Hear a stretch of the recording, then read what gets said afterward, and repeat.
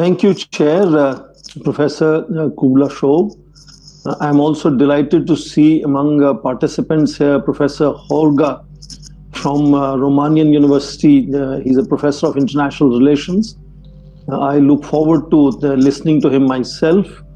And of course, particularly very interested in listening to the version that we might receive today from our Ukrainian colleagues who might also enlighten us about how they look at the situation. Definitely, they have much closer look and a deeper understanding.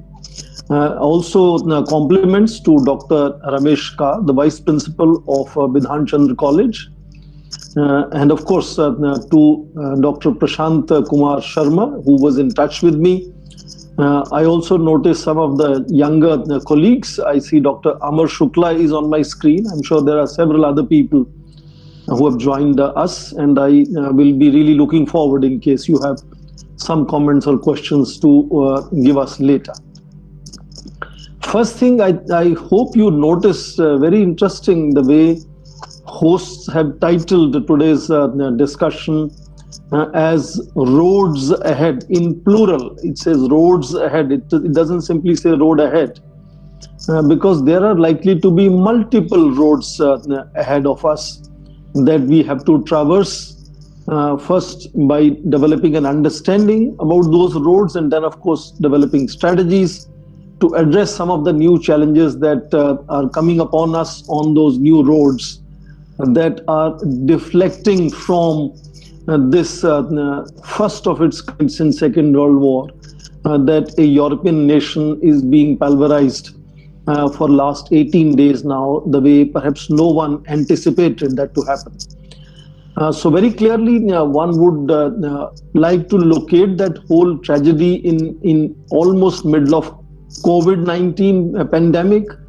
The world was still grappling with that situation as the force deployments from Russia started happening.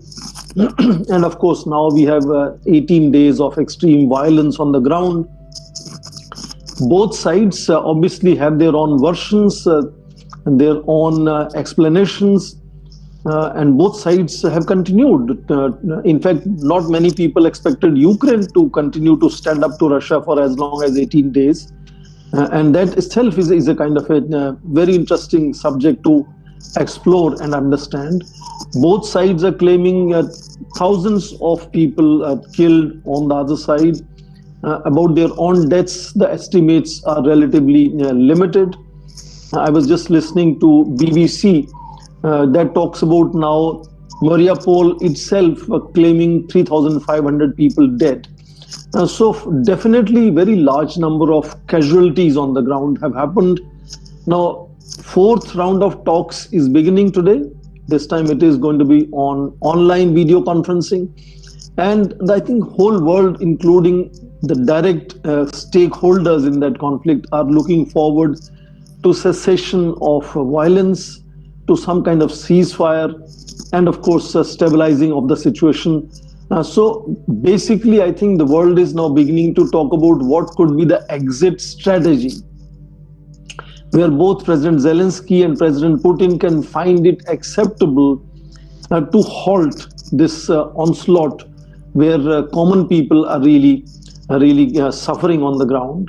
I'm also surprised that the West continues to talk about sanctions, severe sanctions, unbearable sanctions, but sanctions nevertheless, I call them symbolic, largely long-term. They don't immediately impact the punch on the ground as the parties are fighting.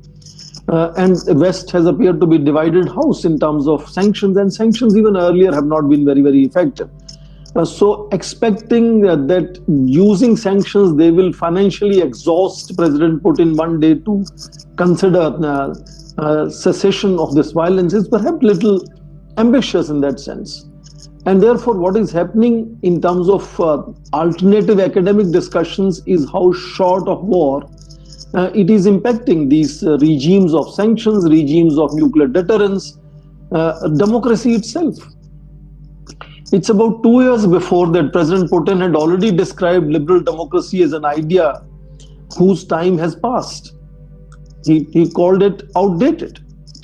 And in recent weeks, we have heard the same language coming from President Joe Biden, saying that democracy as a model is under stress now.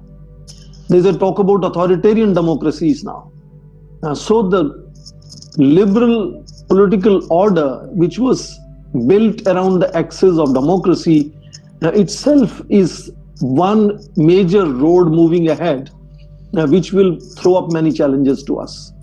Sanctions regimes again are going to throw up many challenges because how nations learn to skirt sanctions, how nations begin to bring down the prices of their exports. Russia is offering to sell cheap oil to India, for example. But also most interesting, the robustness of deterrence and illusion or mention of putting their nuclear forces on high alert is seen directly making United States and NATO very reluctant, almost repeatedly trying to explain to President Putin that NATO forces will not be intervening at all. So that kind of nuclear deterrence showing efficacy again would impact this whole road forward of how to manage nuclear proliferation. Because you will see that even nuclear weapon states like China and UK are expanding their arsenals. Iran has stopped talking since yesterday in Europe. That conversation has come to a halt. So it's going to be a possibility that many more nations would think of developing their own independent nuclear deterrence. Nations will also begin to think of how much to rely on United States as a friend, as an ally, as a protector. But let me as an academic talk more about institution of war. One can keep talking about what is happening on the ground, and television channels are giving us minute-to-minute report. But as an academic, I see institution of war itself is transforming now. You're hearing about 20,000, and that is a Ukrainian claim, volunteers from world over are joining Ukrainian territorial army to fight Russian forces. Now, 2 days back, President Putin also claimed that 16,000 similar volunteers are joining the Russian side. Of course, they are also joining in Ukraine only. So Ukraine now has these about 36,000, so-called the figure that we have. It may be more, it may be less, of volunteers. Now, scholars from Europe would remember 18th century wars where mercenaries used to fight wars. And that era of mercenaries has come back since the first Persian Gulf War of 1991. You would remember that more than 100,000 private security companies soldiers were used in Iraq and then in Afghanistan. So mercenaries becoming, whereas academics used to talk about technology taking over war from humans, we are noticing here mercenaries, human mercenaries taking over war from national soldiers. And these soldiers are, given free citizenship as President Zelensky has offered, and they are going to impact the social fabric of Ukraine definitely. So how does it impact on the very institution of war, which has been the ultimate instrument of state sovereignty, which underlines how international system has lived for last 350 years. Second, I think, is equally closely related of citizenship. India, for example, has made an enormous effort to bring back 20,000 of its citizens safely back home. And credit to a great extent goes to Ukrainian and to some extent Russian forces to allow those humanitarian corridors, to allow those time zones where people could be taken out of these difficult situations. But refugees are also throwing up enormous amount of new challenges. There's a whole debate of distinctions between white, brown, yellow, and black refugees. They are getting different treatment sometimes.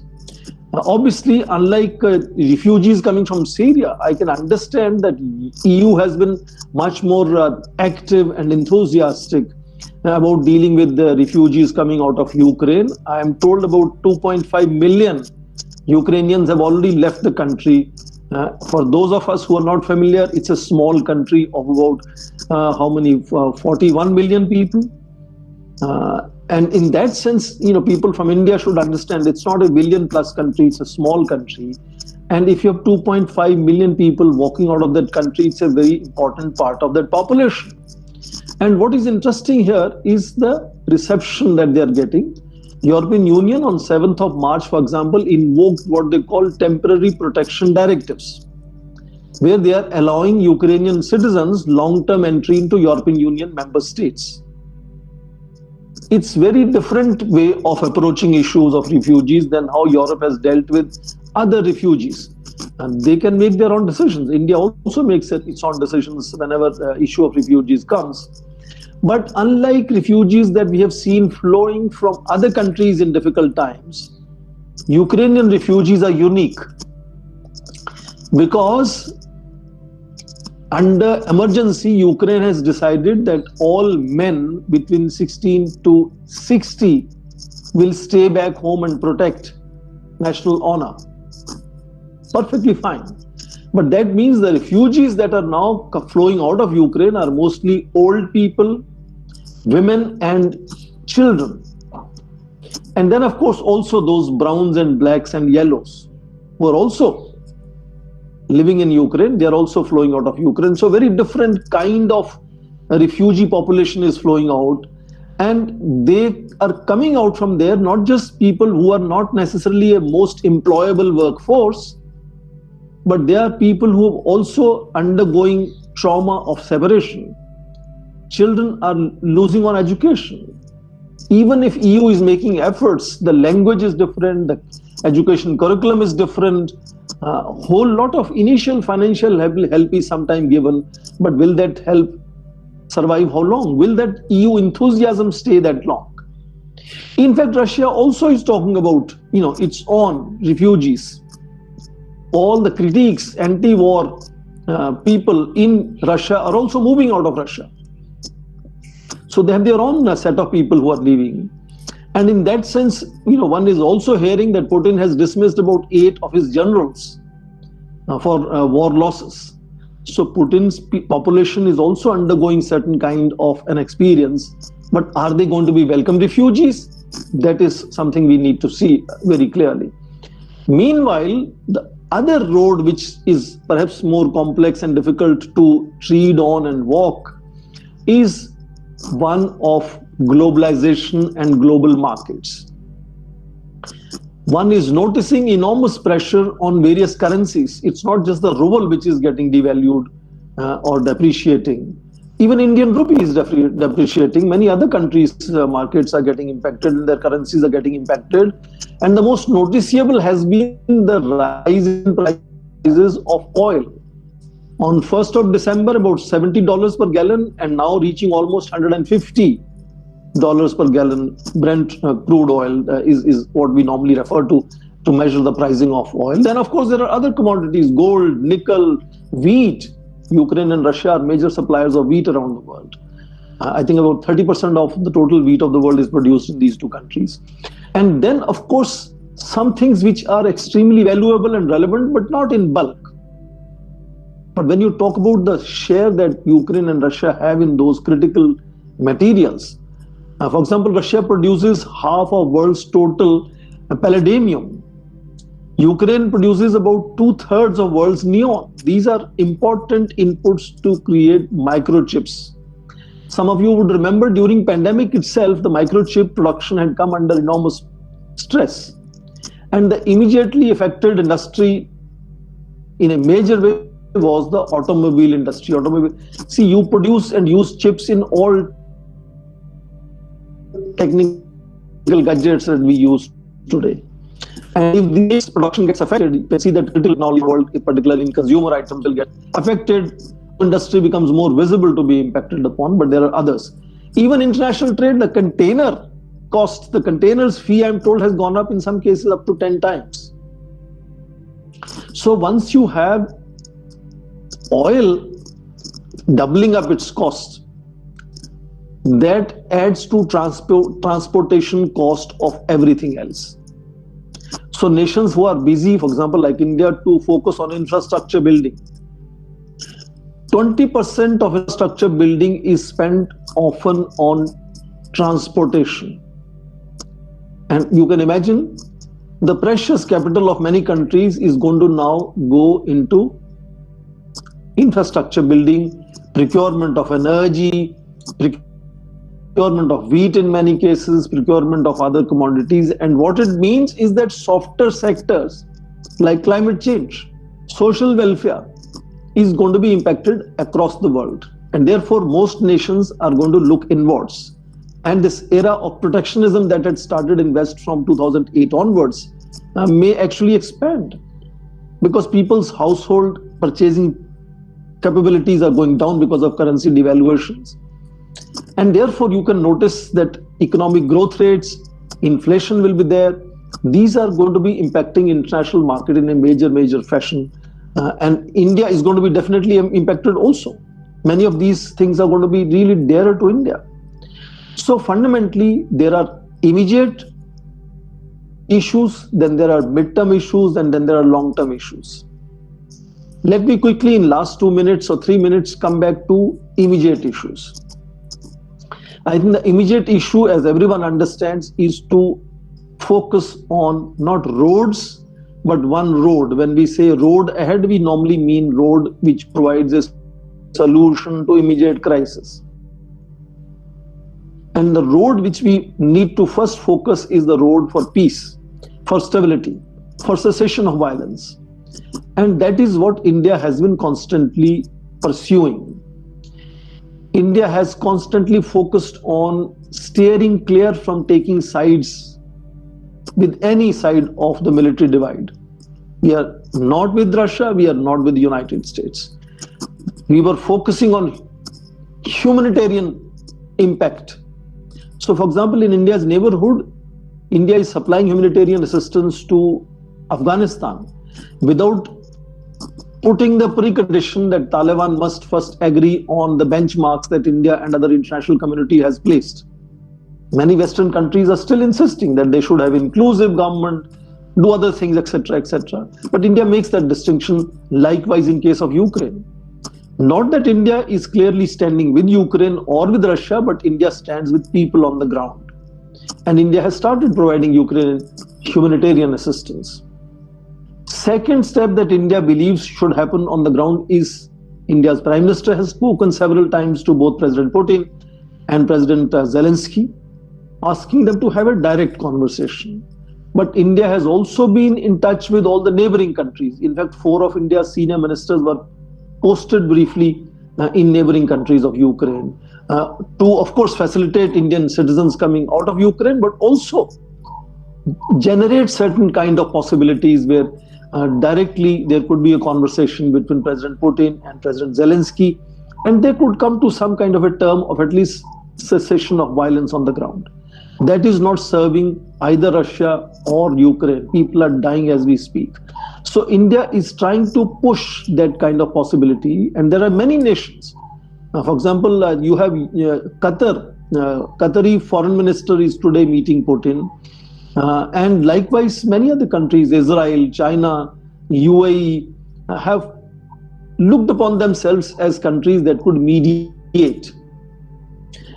Likewise, I personally think India is a country that can definitely mediate between President Putin and President Zelensky, because India has kind of maintained that very proactive neutrality by abstaining in Security Council thrice and in General Assembly once, but standing with people of Ukraine in that sense, because even at a stage when President Putin's officials were telling India that Indian students were held hostage by Ukrainians, India openly said that's not possible. Of course, Moscow didn't like that. Moscow also doesn't like India providing humanitarian assistance.